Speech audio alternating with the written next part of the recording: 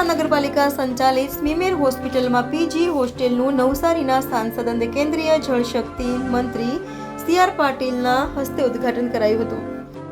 સુરત મહાનગરપાલિકા સંચાલિત સ્મીમેરના હોસ્પિટલના પીજી હોસ્ટેલનું ઉદ્ઘાટન રવિવારના રોજ કરવામાં આવ્યું હતું. સુરત નવસારીના સાંસદ અને કેન્દ્રીય જળશક્તિ મંત્રી સી.આર. પાટીલના હસ્તે પીજી હોસ્ટેલનું ઉદ્ઘાટન કરાયું હતું.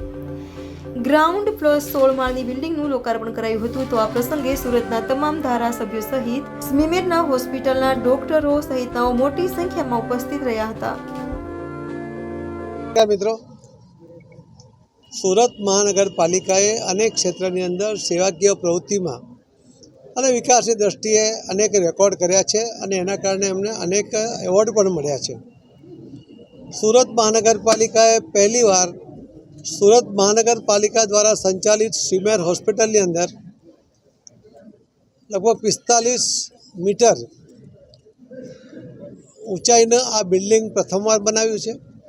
એની અંદર મેડિકલ જે સ્ટુડન્ટ છે એમના માટે 192 રૂમ બનાવવામાં આવ્યા છે. દરેક રૂમમાં 2 પ્રમાણે લગભગ 386 લોકો એટલે લગભગ 400 લોકો 400 સ્ટુડન્ટની આમાં વ્યવસ્થા થવાની છે.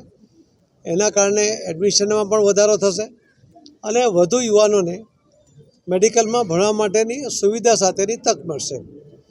બિલ્ડિંગની ક્વોલિટી તમે બધાએ જોઈ હશે, બહુ સરસ બનાવી છે મહાનગરપાલિકાએ. અંદર રૂમનો સ્પેસ, એની હાઇટ, એટેચ બાથરૂમ, એની અંદર કપબોર્ડ, ટેબલ, આ તમામ સુવિધાઓ સાથે આજે હોસ્ટેલના રૂમ બનાવવામાં આવ્યા છે. હું મહાનગરપાલિકાના મેયરશ્રી, પદાધિકારીઓ અને કમિશનરશ્રી અને અધિકારીઓ એમને બધાને ખૂબ ખૂબ અભિનંદન આપું છું કે પહેલો 16 માળનો આ પ્રોજેક્ટ અત્યંત સારી સુવિધા સાથે આ વિદ્યાર્થીઓના ભવિષ્ય માટે જે આપણી સેવા કરવાના છે, જે મેડિકલમાં ભણીને સમાજની સેવા કરવાના છે, આ ડૉક્ટરો માટેની આ સુવિધા એમણે અહીંયા ઊભી કરી છે. એના માટે હું આપ સૌને ખૂબ ખૂબ અભિનંદન આપું છું. સૌ કોર્પોરેટરોને પણ અભિનંદન આપું છું. જે તે વખતે મંજૂર થયું ત્યારે પરેશભાઈ પટેલ સ્ટેન્ડિંગ કમિટી ચેરમેન હતા.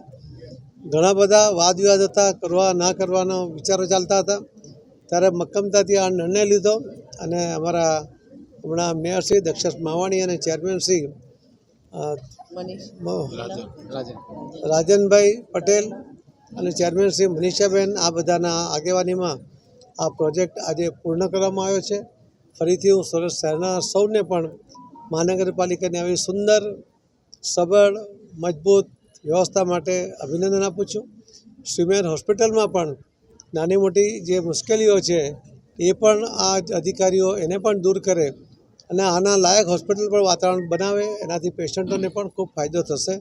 રોજના લગભગ 3000થી વધુ જ્યારે ત્યાં પેશન્ટો રોજ આવતા હોય ત્યારે એમની પણ સુવિધા અને એમની સાથે આવનારા એમના સગાઓની પણ સુવિધા અને સ્વચ્છતા જળવાય એના માટે પ્રયત્ન કરો છે. હું વિશેષ અભિનંદન આપું છું એમને કે એમણે આ કોમ્પ્લેક્સની અંદર જે રેન વોટર હાર્વેસ્ટિંગ આદરણીય પ્રધાનમંત્રી નરેન્દ્ર મોદી સાહેબનો જે સપનું છે, જે એમની યોજના છે કેચ ધ રેઇન, એ યોજનાને સાકાર કરવા માટે લગભગ 11 જેટલા રેન વોટર હાર્વેસ્ટિંગ માટેના પોઈન્ટ બનાવ્યા છે.